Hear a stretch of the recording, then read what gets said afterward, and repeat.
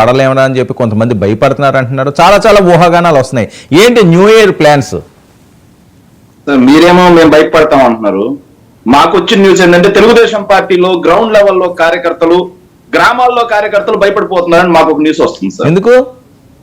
ఎందుకంటే ఈ తెలుగుదేశం పార్టీ దాష్టికంగా, దుర్మార్గంగా, వన్ సైడెడ్ గా చేసే అరాచకాలు ఏవైతే ఉన్నాయో, కక్ష సాధింపు కేసులు ఏవైతే ఉన్నాయో, సామాన్య కార్యకర్తల మీద సోషల్ మీడియా కేసులు పేరు పెట్టి 111B సెక్షన్ల కింద లోపలేయడాలు ఏవైతే ఉన్నాయో, ఇవన్నీ కూడా రేపు అధికారం మారిన తర్వాత మన పరిస్థితి ఏంట్రా బాబు, గ్రామాల్లో ఏనాడు లేని కక్షపూరిత వాతావరణాలు కూడా ఈ రోజు మన పార్టీ వాళ్ళు తీసుకొస్తున్నారు అని గ్రామాల్లో తెలుగుదేశం పార్టీ కార్యకర్తలు కానీ కూటమి ఎగ్జాక్ట్లీ గ్రామాల్లో చాలా మంది బాధపడుతున్నారు, భయపడుతున్నారు అని చెప్పి మాకు ఒక ఇన్ఫర్మేషన్ ఉంది.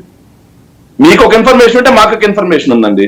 దానికి ఏం చేస్తాం కానీ, దానికి మనం ఏం చేస్తాం కానీ సార్, ఒక విషయం, దానికి మనం ఏం చేస్తాం కానీ వైఎస్ఆర్